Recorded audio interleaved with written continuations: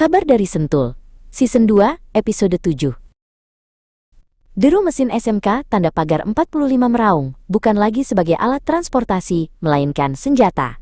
Rio menarik setir, memaksa mobil melahap tikungan Mandalika lebih dalam, lebih cepat.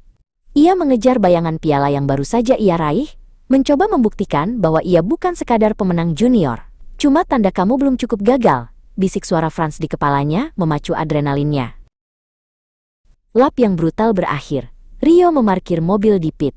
Franz, si insinyur Jerman yang biasanya kaku, tampak gelisah di samping Wanif Klaten.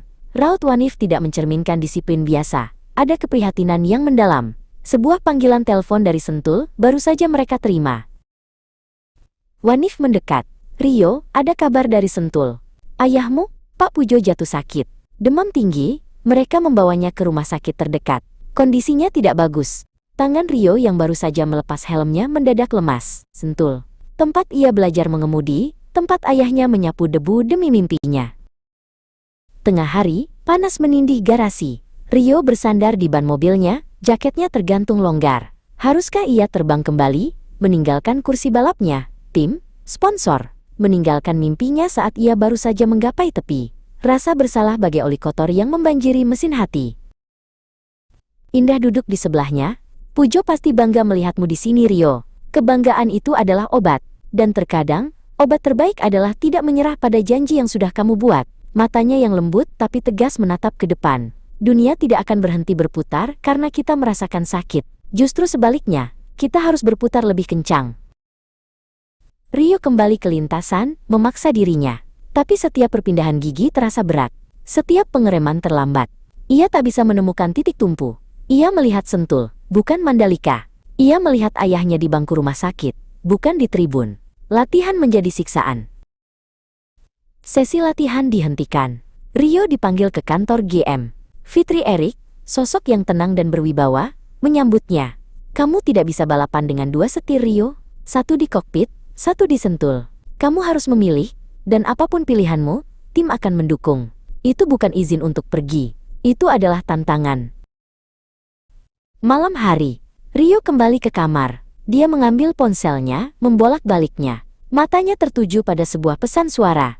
Dari Yusuf, mentor lamanya. Ia menekan putar. Suara yang dalam dan bergetar itu memenuhi ruangan yang gelap.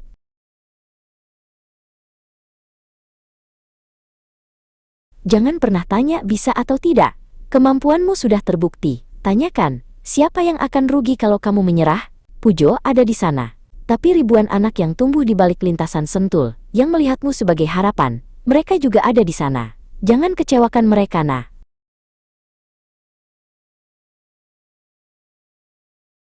Keesokan paginya, Rio mengenakan jaket balapnya.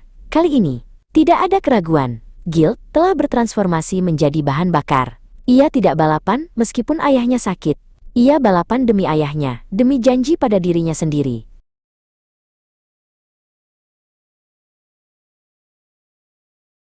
Ia melesat. Kecepatan tanpa kepanikan.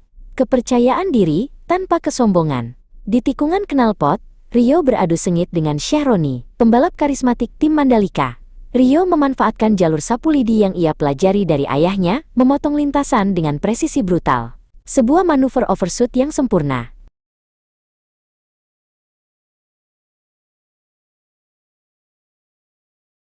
Rio kembali ke pit dengan waktu lap yang memecahkan rekor pribadinya. Franz melangkah mendekat.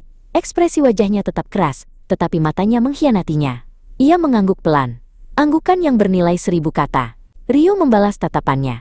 Ayahnya akan sembuh, dan ia akan berdiri di podium, berjuang untuk janji yang lebih besar.